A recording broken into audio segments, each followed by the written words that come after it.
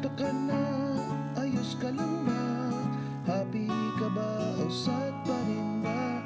Kaya't halika na, sumama ka na selfie na, groupie na at iba pa. Bata matanda, byuda at byuda, may asawa man o kaya'y wala. Sama-sama tayo'y maglakbay, dito ka na, di ka na mag-iisa. Bebop na tayo, bebop na. Let us be hip and let us up, tara sa munting tahanan, tahanan ni Cristo.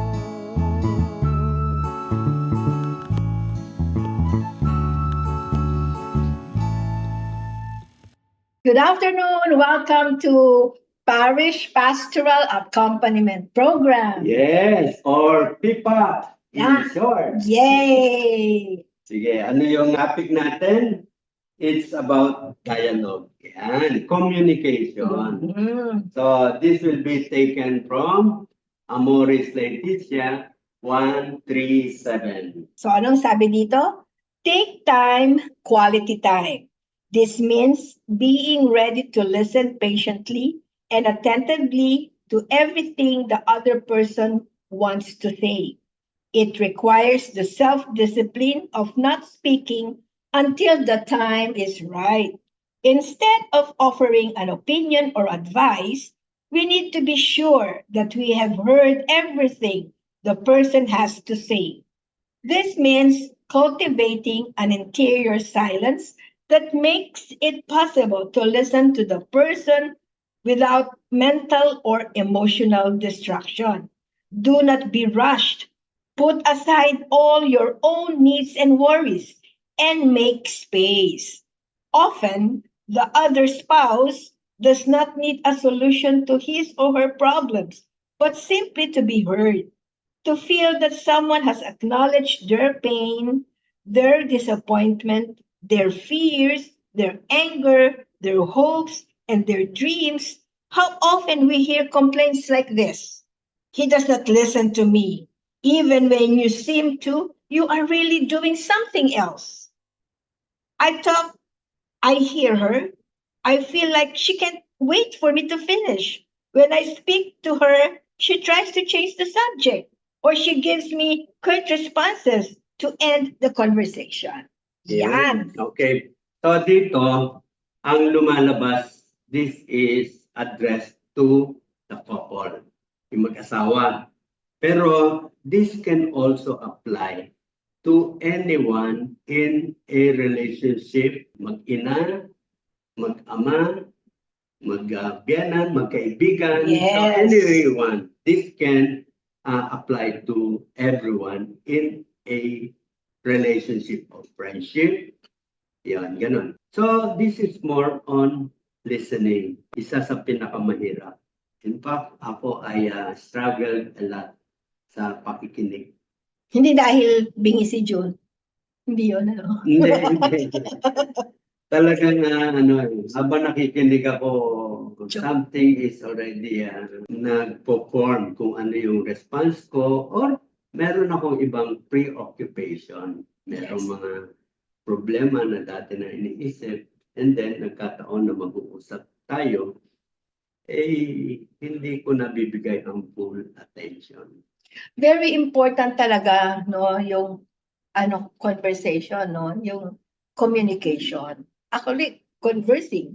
When you cannot have communication if you don't converse. So ibig sabihin, kailangan magsalita ka, no? Magsalita ka. Minsan sa pagsasalita pa lang, yung approach pa lang nahirapan na yung iba eh.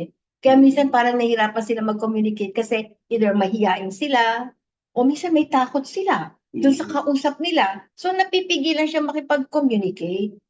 'Di ba? So talagang marami talagang factors nagiging yan ng Ito problema. kasi parang ang situation na nakikita ko rin dito. Halimbawa, asawa mo, meron siyang concern. So gusto niyang makipag-usap sa'yo. Ngayon, ikaw ang gustong kausapin. Ano ang iyong preparation or response dun sa kanyang gustong sabihin sa'yo? ano ang pwede mong gawin. Depende po siguro sa personality, Yes, no? oo. Kasi ako ang personality ko, pag may nagsabi sa akin, Malu, gusto kita kausapin. Talagang kakausapin ko eh. No, hindi ako yung magtatanong pa na, hindi ba yan makakaantay? Hindi ba yan makakano? Hindi eh. Kasi unang-una ako, hindi man ako ganun. Yung pagka-busy ko, hindi naman ako working na nagtatrabaho sa corporate, wala naman akong mga employee, hindi ako empleyado. So, wala akong trabaho. So, ang trabaho ko lang is yung sarili ko, yung ginagawa ko sa simbahan, na pwede naman siyang makantay. Kaya pag kami lumapit sa akin at sasabihin gusto kitang makausap, unless of course na nasa meeting ako, no? Pero kung the whole time, pwede naman talaga akong kausapin. Kaya pag kinausap ako, pwede ba kitang makausap? Whoever that is, whether lalo na ako yung anak, kahit sino, ang tingin ko kasi pagka merong nag-approach sa'yo na pwede ba kita makausap, ang una agad naiisip ko may problema eh. Yun agad ang una kong naiisip. Hindi ko iniisip na matagal ba to? Kasi once na ang tingin ko sa tao, pag nagsabi siya ng ganun, meron siyang sa loobin niya na gusto niya sabihin sa iyo. Ngayon kung hindi importante, alam ko, hindi pwede hindi niya sabihin sa iyo. Lalo na kung makikipagkwentuhan, hindi niya magtatanong eh, uy, alam mo ba si ano? Oy, ganyan, ganun eh. Hindi na yung magpapaalam pa lang, pwede ba kitang makausap? Parang it takes time, yon. So sa akin, pagka ganon, ano na agad sa akin yon? Ano ba, ring a bell na agad sa akin yun, parang pwede ba kitang makausap? Meron talagang something in there na very important sa kanya. Kasi pag hindi nga, like yung sinabi ko kanina, diretso yun eh, no? Magkukwento agad yon. So, yun yung approach ko. Maganda sa amin dahil ganyan, magkaiba kami, no? Ako, there are times na talagang meron akong parang bothered ako, hindi ako makapag-isip. Kaya maganda sa amin kasi si Malu talagang always available.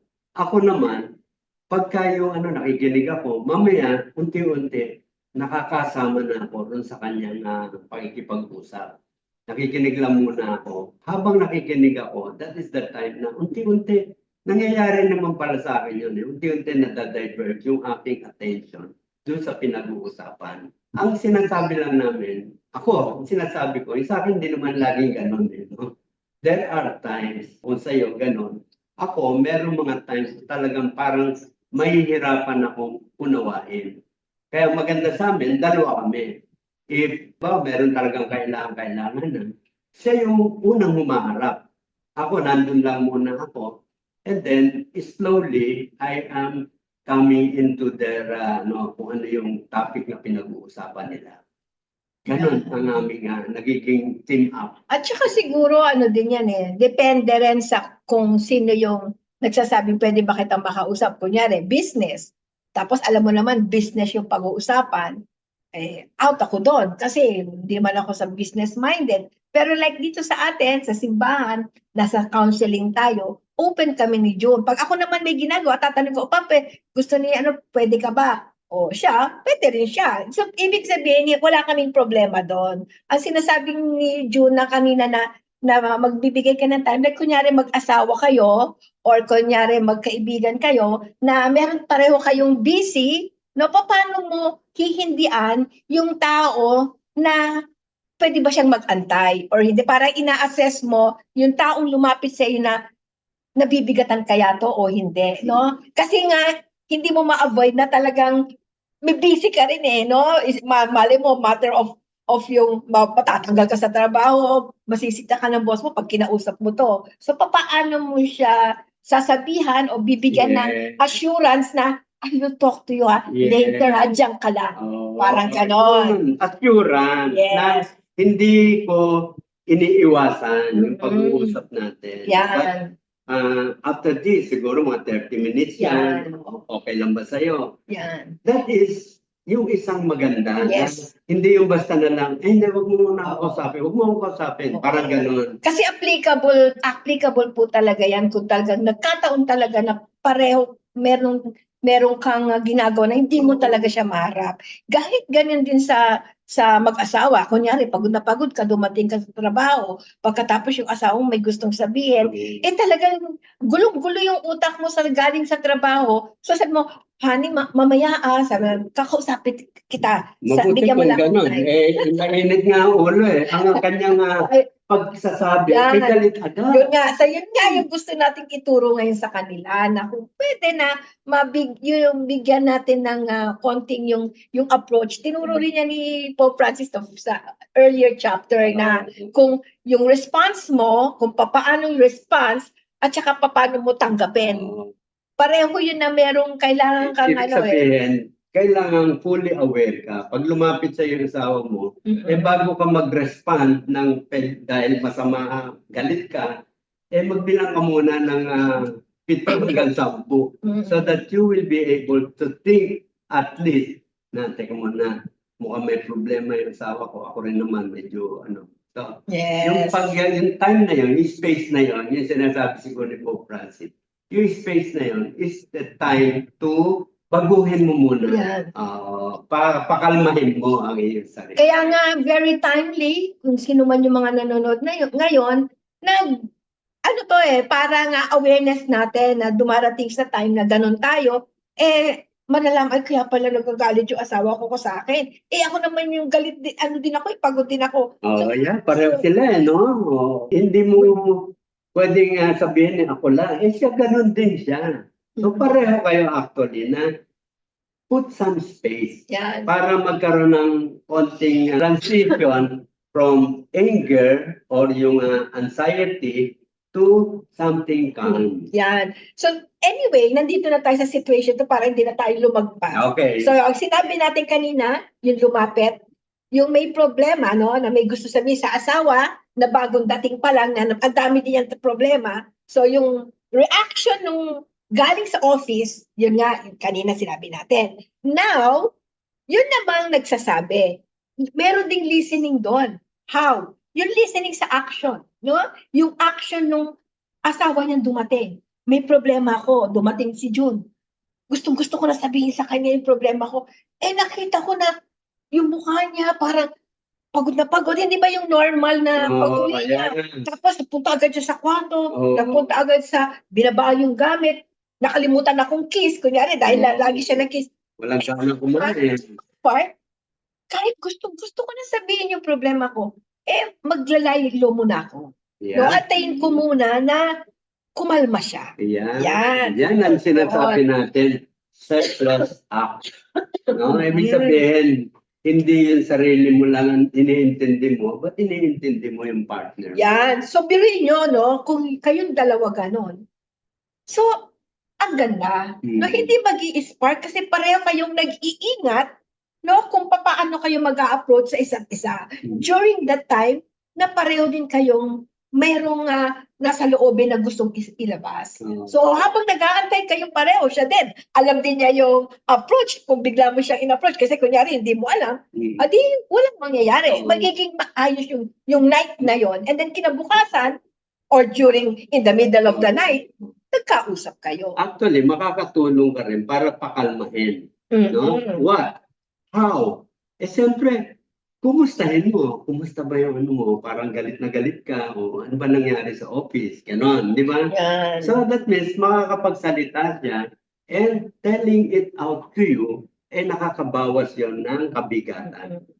Yon. So habang pinag-uusapan yun, iis ang inyong buhay. At saka very important talaga yon, yung tinitignan mo yung tao na sasabihan mo at saka yung papakinggan mo. Tinitignan mo yung mga yung kanilang external actions, 'di ba? Kasi hindi yun kung tutuusin na, pag ginawa mo yon, mas magiging maganda ang result. Mas makikinig siya sa iyo. At yung isa naman, mas makaka-advise ka ng tama. Kasi nasa tamang mood kayong dalawa. Pag pinilit mo, hindi na-solve yung gusto mong mangyari. Away pa kayo. Away pa kayo. Di ba gusto nyo maging maganda at peace kayong pareho? So, medyo kailangan may effort. Huwag natin agad ipilit yung gusto natin. Makiramdam. Pakiramdaman. Tama yun. Yan. Diyan pumapasok yung pagiging selfless. And Kaya nga yung sabi natin sa mga binigyan natin ng pre-K na, kailangan matutunan ninyo to communicate your emotion. Kasi yun makikita yung level kung gaano ba kabigat sa kanya yung issue na kanyang pinapasok. Now, if you learn how to communicate it well, alam mo na agad, oy, medyo mabigat ito, di ba? Not really parang hintayin mo pa na, basahin mo kung ano yung galaw ko. Tsaka, ang isa pa, kunyari, nagsasalita na, ano, dito na tayo sa listening, doon nasasabi na niya, minsan na nagiging problema kasi, dahil magkaiba kayo ng personality. Like example, kunyari ako mahiyain. Si Jude, oy, mahiyain ako Baka akala nyo hindi. Anyway, so like si June, kunyari, meron akong sinasabi sa kanya na, oy, ayokong humarap doon kasi gano'n. Tapos siya, magsasalita siya, bakit ka naman mahiya? Ganyan. So, dapat, si June, no, wag niyang i-apply kung kaya niya gawin, pwedeng hindi ko kaya.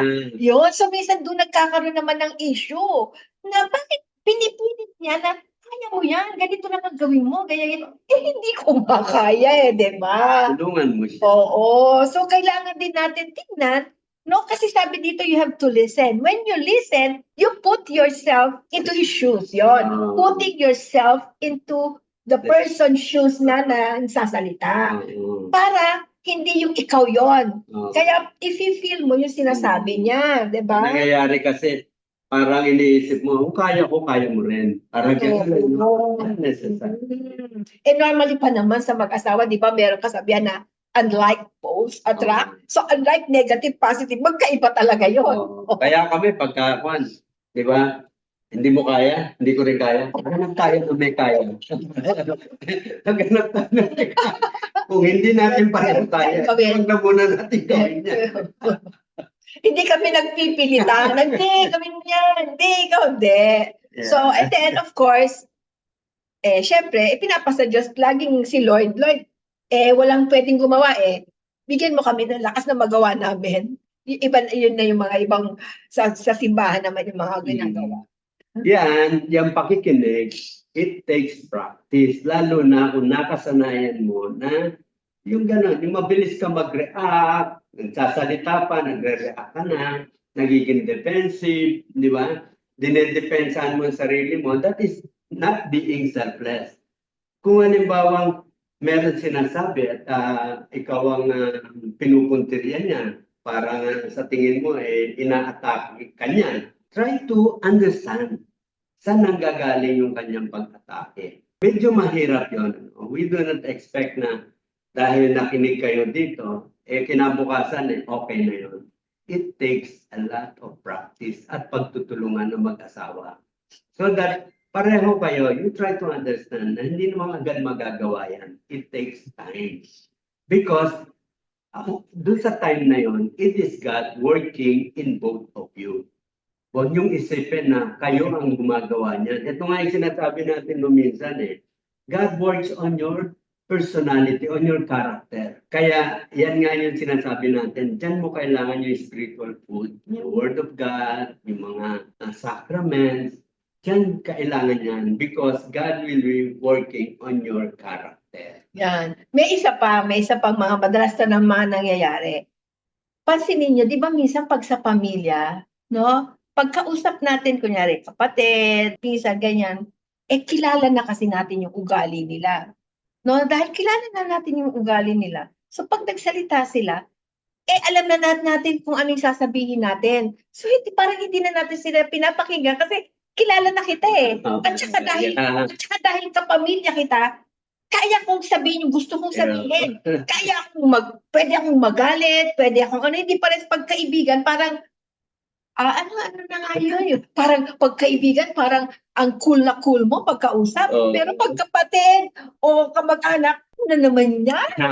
Di ba? Ganon tayo. Sa kaibigan, hindi natin Di ba ikaw, lagi mong dialogue noon sa akin yan Bakit pagka sa kaibigan mo, ang tsaga-tsaga mo? Sa akin si Ju kasi, kaya nga pangalan niya reformado. No? tinatawag ko siya, formado. Lagi yan ang kanyang dialogue nun sa akin. Ay, Pagka yung halimbawa, nagiging impatient ako, tumataas ang boses, sabi, bakit pagka sa kaibigan mo, hindi ka ganyan? hindi siya nagagalit. Oo. Pero Yun, pag sa- reminder yon. At saka napag-usapan na namin, just remind me. Kami, we remind one another. Pero meron mga bagay na talagang ang tagal-tagal at kahit sabihin mo, hindi na babago. Si God na ang bahala doon. Oo. Pipilitin. You just be patient. And then, normally, pwedeng hindi magbago yung tao kasi hindi naman makakamatay. You don't have to change that person. Ikaw ang binabago ng Wow, God. nagiging, you accept, Kakayanan mo. natatanggap mo siya for Yes. who or he, she is. Kasi yun yung personality Yeah. niya. And then, sino bang lumalaki ang grasya? Ikaw. Nakakainis lang naman, pero hindi naman nakakamatay. Oo, pero pag natanggap mo na, hindi ka na maiinis eh. Yeah. Tanggap mo na kasi na ganun siya. Mm. So, hindi ka na maiinis. Dapat hindi ka na maiinis. Kasi wala kang grasya. Yeah. Pag tinanggap mo, naiinis ka, wala kang grasya. Pero pag tinanggap mo, na hindi ka naiinis, may grasya. Yeah. Yan ang miracle na nangyayari araw-araw sa magkasawa. No? Yung mga minsan naisip mo na, nakayanan ko yun? For 50 years, nakayanan ko yan. Ha? That is a miracle. Miracle talaga yun. Oo. Kasi din meron talagang gano'n na makikita mo yung mga mag-asawa o mga magkakapatid na iba talaga yung ugali pero nagkasama pa rin sila. Yan yung sinasabi ni Lord na yung family is a gift. Yan. So kahit na maraming pag-aaway, maraming gift ni Lord yan eh. Doon at doon ka pa rin pupunta. God will be there to help you. Yes. Minsan kasi, pagka ang pinag-ano mo yung prinsipyo, sabi mo, hindi, dapat magbago siya. No? Yun yung medyo masamang maging prinsipyo sa mag-asawa. Sa mag-asawa, ang mas maganda yung selflessness. And then remember your promise that you will love your spouse as long as you live, di ba?